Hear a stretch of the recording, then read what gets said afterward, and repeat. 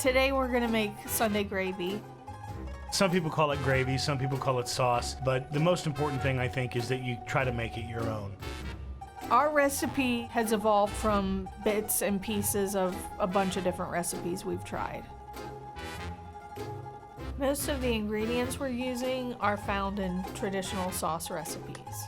We found that the San Marzano tomatoes are the best. Supposedly, the volcanic soil from Mount Vesuvius gives those tomatoes their distinct flavor. You want to make sure that you're just using good quality ingredients. Now what we're using here is a good old-fashioned, old-school hand-cranked food mill. And It's not working very well. you can come in here with your hand and you can just kind of squish them. Oops, sorry, I didn't mean to spray you. That's one way you can break these up. A lot of people have problem eating tomato because they have diverticulitis or they have other issues where they're sensitive to seeds and skins. And this is one way you can get rid of a lot of it. And this food mill is really an old school kind of device. You won't see this in a lot of modern kitchens, not in this hand crank version, but I love this, dude. it's kind of fun, isn't it? Yeah, well, and it's old school. You know, It's old my school. grandma used to have one of these. And you know that's got to be good if your grandma had it. And when you see how much skin they leave in canned tomatoes, it's kind of infuriating. Here's the sauce after the food mill. There's a really nice smooth texture to it. The meats, the meats. You got a mixture here. We're going pretty simple today, just ground beef and ground pork. And I've seen different variations on a traditional Italian meatball. You kind of got to just find out what your mixture is. We've been going a little heavy on the pork the last couple of times. I think we're going to lighten it up on this load. And I think we're doing, 3-to-1 on the beef to pork ratio this time. Do your own math, figure out how you like your flavors. We're not going to give you exact numbers here. But you see how much garlic we got here. This is going to cover the meatballs and the sauce. Fresh basil, which we pulled off the plant here in the kitchen. And I found some really nice organic flat leaf Italian parsley. You don't want to use the curly parsley. It's not the same thing. The flat leaf has a kind of a lemony flavor, so you like that. Breadcrumbs, you can use seasoned, non-seasoned. You can use a slice of bread, make your own. Olive oil, obviously, brown pepper, little egg, some carrot in the sauce, the way that Jess does it.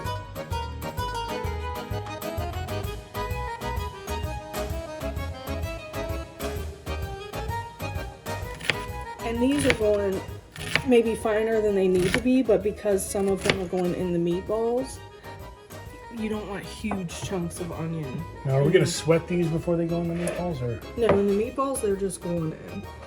And, So even more the reason to cut them small. yes.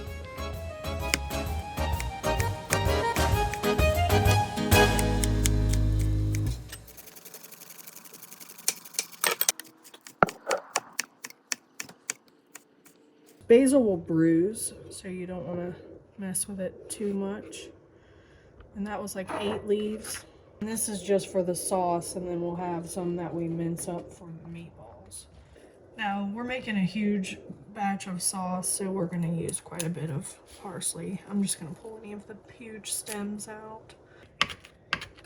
In culinary school, they always had us chop parsley till it looked like green sugar, was what they always said.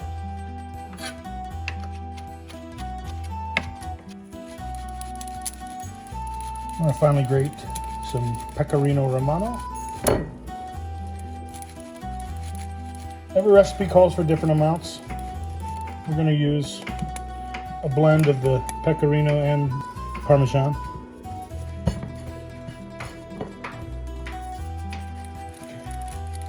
You'll see a difference in the color between the pecorino and the Parmigiano Reggiano. And you see the more buttery kind of look and the Parmigiano Reggiano, which I can cut this off the block and eat a chunk of it.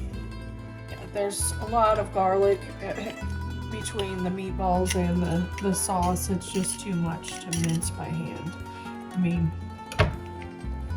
I personally am a fan of the press anyway, or I grate garlic because I feel like it's juicier. Just getting a little olive oil in here so we can sweat the onions and the garlic and the grated carrot.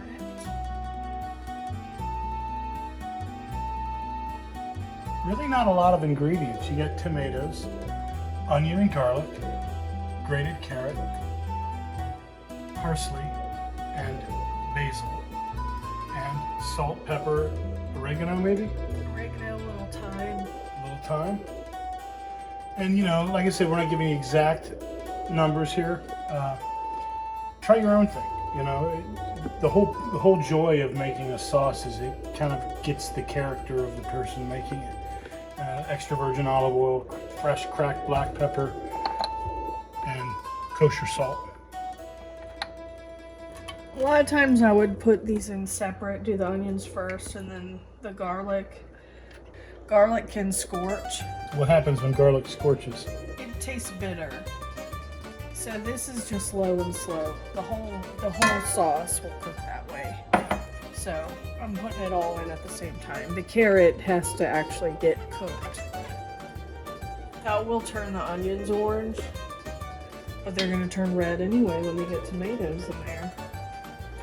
And it starts to smell as soon as it all gets in there. And then the house will smell like an Italian restaurant for like 3 days. So what's next? Our tomatoes? I'm actually gonna throw this stuff in. Seasonings? But not the herbs. Okay. Just the seasoning. So we'll start.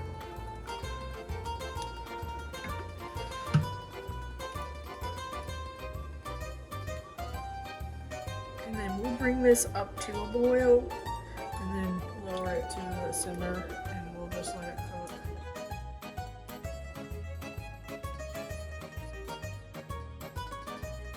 We'll put the lid on, occasionally skim it, stir it after you skim only, and then while we're waiting for this to come up, we're just gonna get started on the meatballs. Onion and garlic that we already chopped. Got some salt and pepper. Parsley and basil that we already chopped earlier. Breadcrumbs. Eggs. We're just going to throw a couple tablespoons of each cheese into the meatball mixture.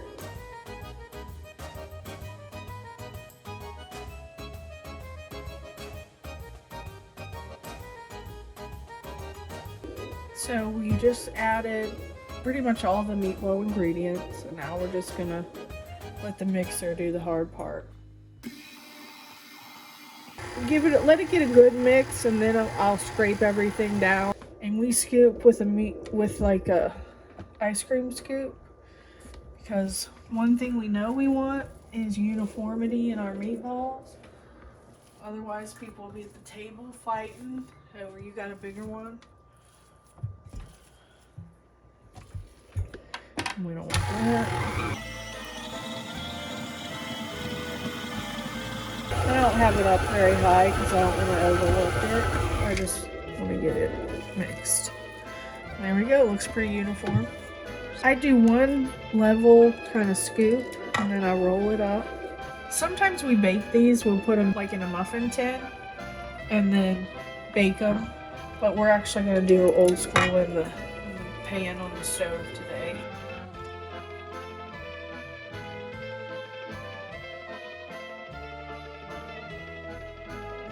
I just put 1/4 cup or so of olive oil. Just enough so you can fry the meatball. Alright, so we heated up some extra virgin olive oil in a skillet. And we're going to go ahead and set these in here. We rolled them all out before we set them in here because you want them to kind of cook together. Now obviously if you've got a larger batch you're cooking, you might not be able to do that.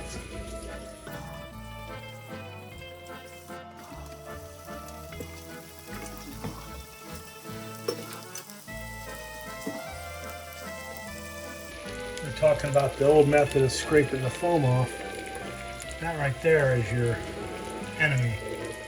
And what we do is we just kind of scrape it off, just like. Normally I would keep the can from the tomatoes, just scrape it into that and get rid of it. And obviously another tin can is a little much. You only stir after you do it because otherwise you're just stirring that acid right back in. You see them starting to get brown on the sides there, and that's good. You just kind of want to seal them. You know, maybe 4 minutes on each side. You can roll them around in the pan once they start to get cooked a little bit, but you want to not turn them too fast. That's got a good look. Yeah, look at that. That's beautiful.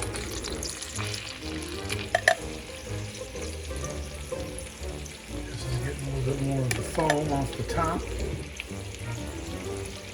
As you can see, I flipped the meatballs. Some of the outer ones are not as don't have as much of the caramelization on the outside, but it'll get there. I'm just gonna cook them slow. We can move the center ones to the outer rim. There's a lot of different things you can put in a meatball. Some people put golden raisins in them, which is not really our thing. I've seen pine nuts in meatballs. Some people put more cheese than others. I could see pine nuts. I know my stepmom put rice in there. Go ahead and start tossing in the herbs.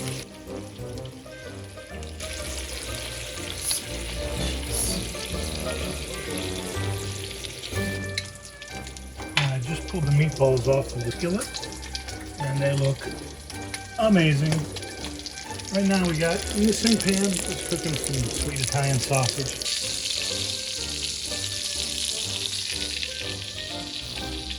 All right, let's take a peek at the sausage here.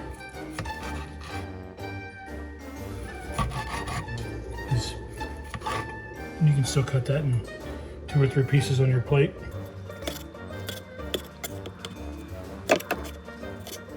That is some hot sausage.